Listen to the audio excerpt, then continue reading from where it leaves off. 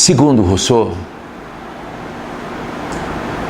o que torna uma pessoa escrava é a força, é a opressão. Mas o que faz com que essa pessoa permaneça escrava é a covardia, né? Já Eleanor Roosevelt traduziu isso de uma forma diferente, que é mais ou menos o seguinte, né? Ninguém pode abusar indefinidamente de você sem o seu consentimento, né? E a gente não pode perder de vista esses dois ensinamentos.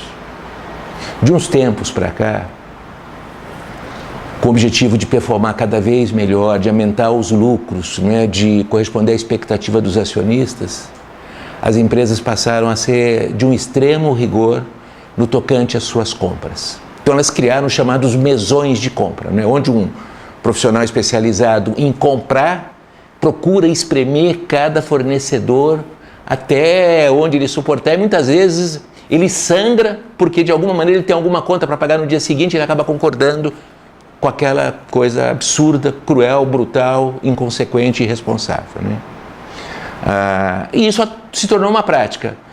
Só que as empresas não separam mais aquilo que elas compram, não é? Elas compram cimento, tijolo, da mesma maneira como elas compram ouro, diamante, pérola, não é? Ou seja, não há separação nenhuma, o tratamento é rigorosamente o mesmo.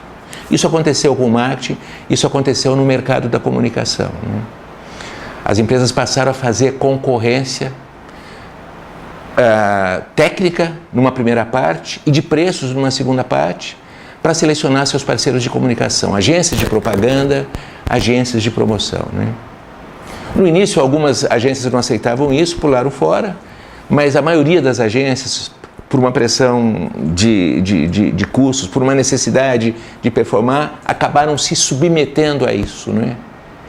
E se tornando escravas. Quando a gente começou o Madiama do Marketing, as empresas nos chamavam para ajudar a selecionar prestadores de serviços de marketing. Agência de propaganda, agência de promoções, empresas de pesquisa, mas principalmente agência de propaganda e agência de promoção. A gente aceitava prestar esse serviço, de orientá-los na seleção desses fornecedores, com duas condições. A primeira condição, a gente ia checar o briefing. Se verdadeiramente o problema era do prestador de serviço ou da estrutura de marketing da empresa. Se o cliente concordasse, a gente ia prestar o serviço e ia fazer uma auditoria para ver qual era o problema da empresa. De cada 10 vezes que a gente fez isso, 7 vezes o problema não era do prestador de serviço, era da empresa. O marketing era incompetente, o marketing estava despreparado, o marketing estava desorganizado. E a gente conseguiu poupar da morte ou evitar que se cometesse injustiça com 7 empresas em cada 10, né? Se a empresa verdadeiramente quisesse levar adiante o processo e a gente detectasse que o problema era do prestador de serviços, a gente concordava em organizar uma concorrência desde que não fosse por preço e desde que não se solicitasse absolutamente nada para esse prestador de serviço.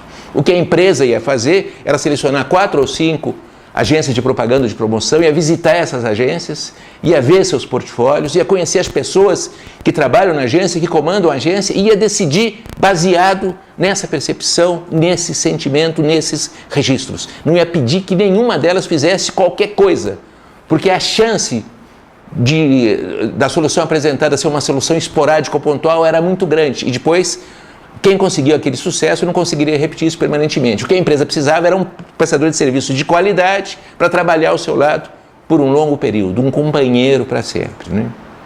Quando a agência concordava com isso, a gente participava do processo. Mas tinha algumas empresas que não se conformavam com isso e queriam que as agências apresentassem algum trabalho e preparavam um desafio, preparavam um briefing e passavam para essas empresas.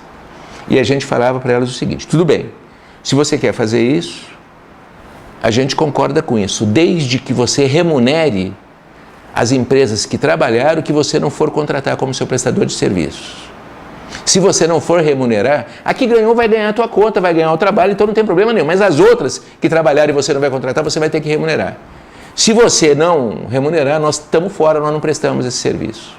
A nossa empresa tem 35 anos, nos 10 primeiros 12 anos a gente conseguiu fazer isso com muita tranquilidade, conseguir realizar processo de seleção de fornecedores para esses nossos clientes de uma maneira profissional e digna, mas depois de algum tempo outras empresas foram surgindo no mercado prestando um serviço semelhante e de alguma maneira se tornando algoz das agências, dos prestadores de serviços, tanto ou mais do que as áreas de compra das empresas. Hoje praticamente a gente não faz isso.